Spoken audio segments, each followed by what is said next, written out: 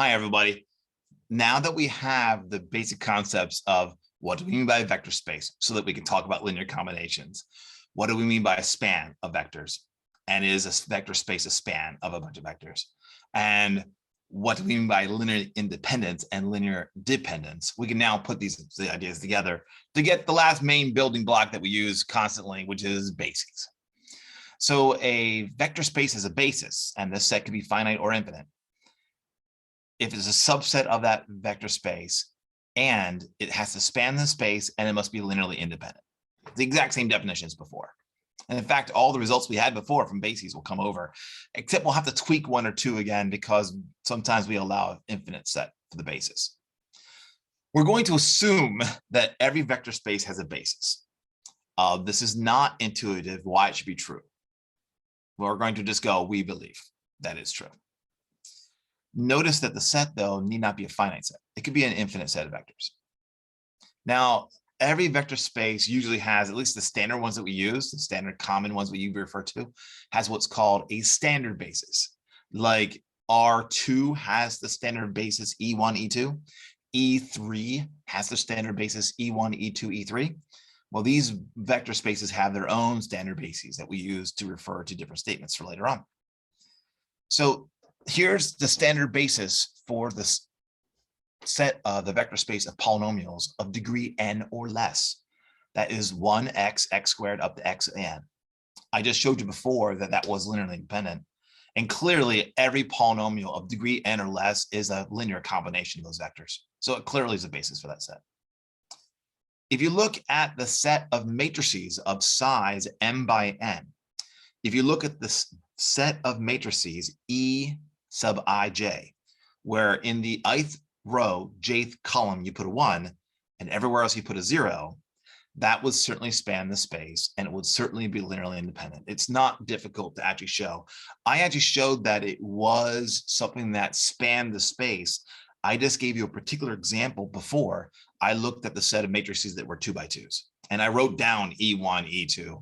I wrote down E11, E12, E21, E22, and I showed you that that set of vectors span the space. I won't go through the details as it's kind of tedious to do so. Also, the set of all polynomials, period, just all polynomials, has a basis of 1x, x squared, and so on. It certainly spans the space because every polynomial is a finite linear combination of these vectors. And we already know from what I just showed you before, that is linearly independent. So it's a basis. It just has an infinite number of vectors in it. And lastly, just because it's fun, here's a strange one. The vectors 1 plus x squared, and x plus x squared is actually a basis for the set of all polynomials of degree 2 or less. Now, I've already shown you that these three vectors are linearly independent. We did that in the last video. So I'll just show their span equals all of P2. So to do that, I'm going to take a generic polynomial in P2, a plus b times x plus c times x squared. And I'll show you there is some linear combination of these vectors that adds up to that polynomial. So here you go. Here is some linear combination that adds up to this. I want to know, can I find C1, C2, and C3 always so that this equation is always true? I'll do the same trick I did before. On the left-hand side, just kind of add everything up. And by evaluating 0 on both sides, we get the equation C1 plus C2 is equal to A. By taking derivatives on both sides and then plugging in 0, you get C1 plus C3 equals B. By taking derivatives again and then plugging in 0 and solving, you would get C2 plus C3 equals C. So then you get this linear system. That then corresponds to this linear system in matrix form. Notice though that matrix, the coefficient matrix, is a 3 by 3 matrix, and its rank is 3. It has full rank.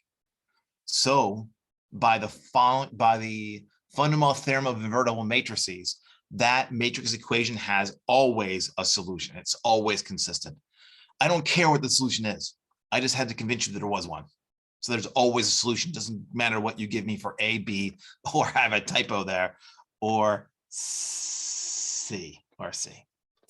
And that's it. That's the basics of a basis. Notice it's all exactly the same from what we did before. It's just the objects themselves are just a little different, just a little different. Okay, and I believe that's enough for that video.